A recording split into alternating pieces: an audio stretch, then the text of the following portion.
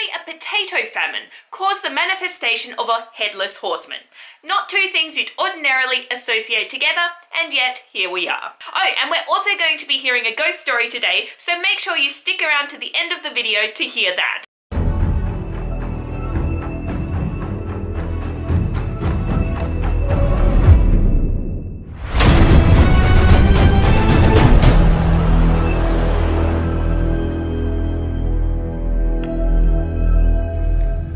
And welcome to another episode of Boring History. My name is Angela, and today's video is the result of another request, a request that I was very happy to receive because it means that I finally get to start on my Irish Myths and Legends book. So thank you for joining me today as we explore the legend of the Headless Horseman who roams Ireland stalking and searching for his next unsuspecting victim, the Dullahan. Dullahan is Gaelic for the Dark Man, and sometimes he's also referred to as these words, which is Gaelic for the Headless One. Now, it's said that the first appearance of the Dullahan came around the same time as the Irish potato famine, which was in 1845. It was claimed that this headless rider would roam around the night on his majestic steed, well, kind of majestic, but he would roam around the night and accompany the banshee. A banshee is a type of spirit whose cry is said to announce the upcoming death of someone. So if you hear a banshee, you're probably in trouble. Or at least somebody you know is going to be in trouble. The Dullahan is said to carry around his head, and let me tell you that the description of his head does not disappoint. This decapitated head is said to have a grin on its face that reaches from ear to ear. Its eyes are said to be constantly moving from side to side, scouring the countryside for its next victim. And the flesh of the head is claimed to be the colour and texture of mouldy cheese. Delicious. Now, in some versions of the myth, it's actually also said that the horse is headless. However, from what I can see, or from what I understand, the horse doesn't carry around its own head.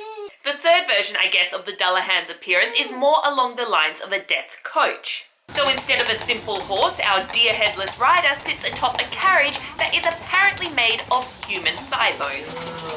This thigh bone carriage is pulled by 6 black horses, and the horses have skull heads with flickering candles in their eye sockets. Now, regardless if it's a horse or 6 horses, it's said that as the hooves of these ghostly creatures strike the surface, there's so much pressure that sparks and flames erupt. Meaning it's not uncommon that they leave a blazing trail of burning hedges in their wake. Now, regardless of his appearance, the motivation of the headless rider doesn't change. He races down the roads and country lanes of Ireland, and any unfortunate residents who happen to be along his path will fall ill.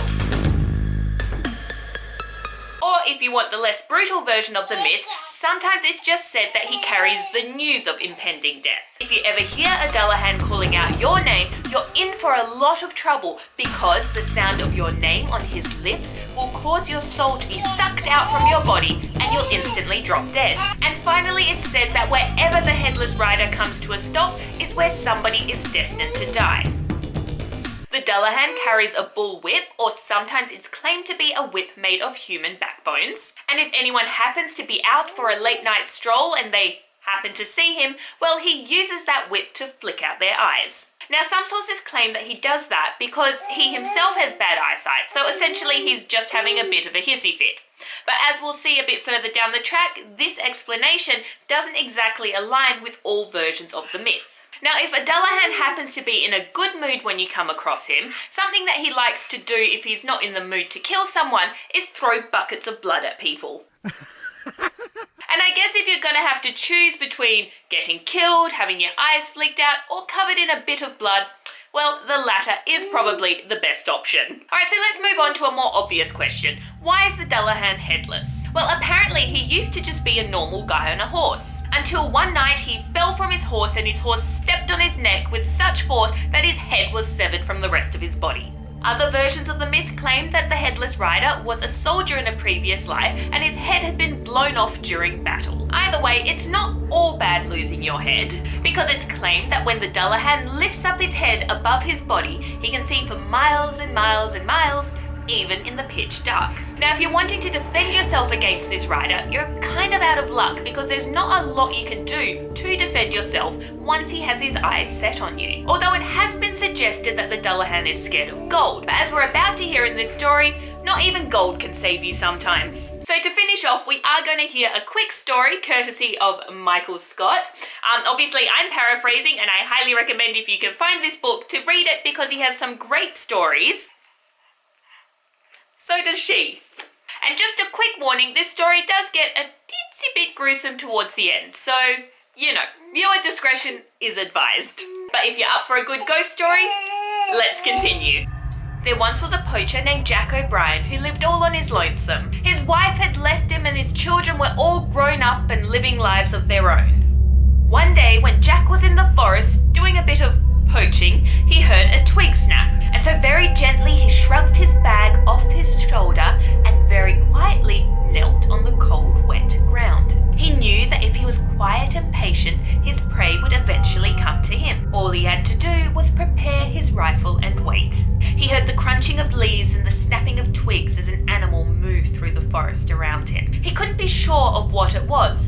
Maybe a badger, or perhaps a fox. It didn't really matter which, the fur of either would be useful.